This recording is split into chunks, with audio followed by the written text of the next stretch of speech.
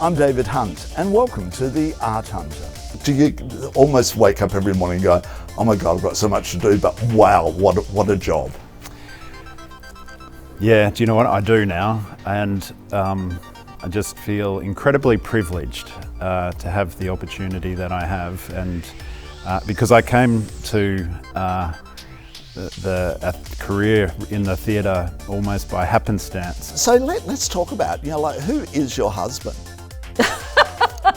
That's a really funny question to start with. Well, you mentioned wedding, and we thought, okay, isn't it the circle of man? Yeah. Oh look, we're probably our audience is screaming, saying, "You idiots! You should know what that is." And then after you had it for Edinburgh, and then I saw Billy Connolly had done something, the exact same thing. It was 30 people, a few of his girlfriends, and there was all these kind of like the guy who created Baywatch. It was so random.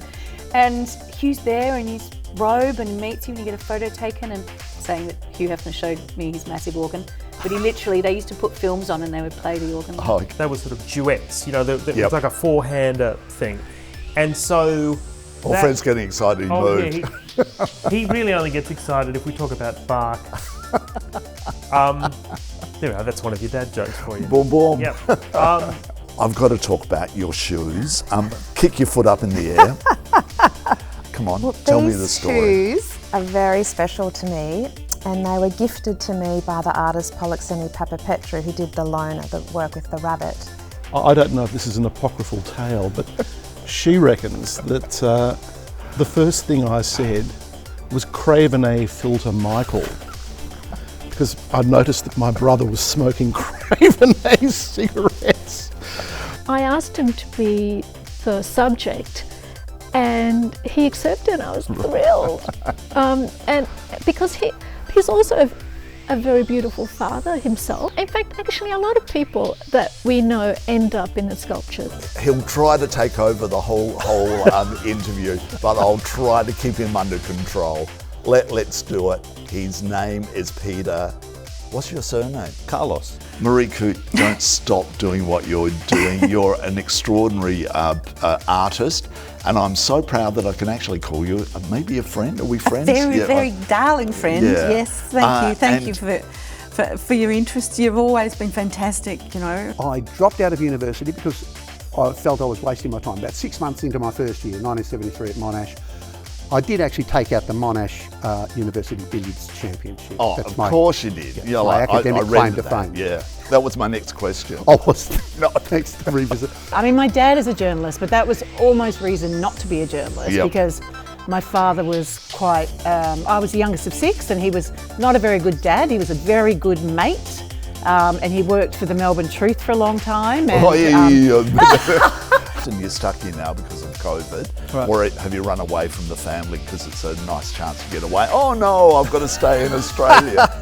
Well, the first thing is my mum's a Brummie. She was a Brummie, bless her, and she was an opera teacher. So I'm very lucky to have an Australian passport that doubles.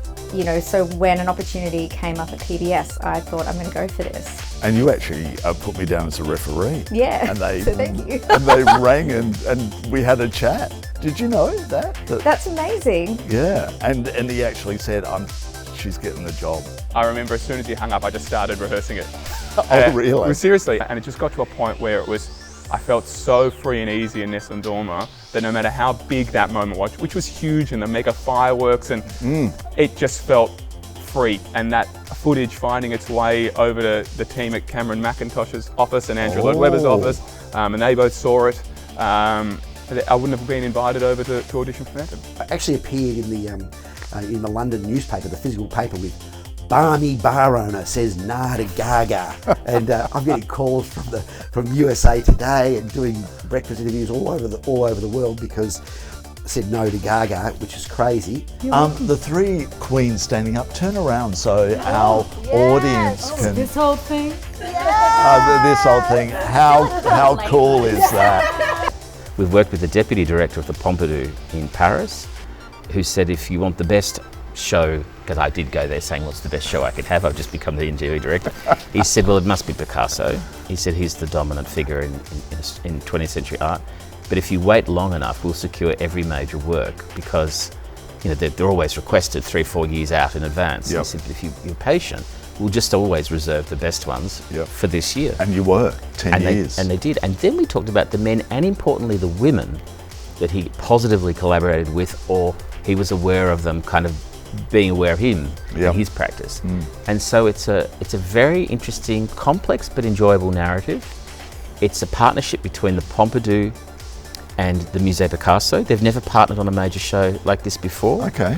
And NGV has co-curated it with the Pompidou.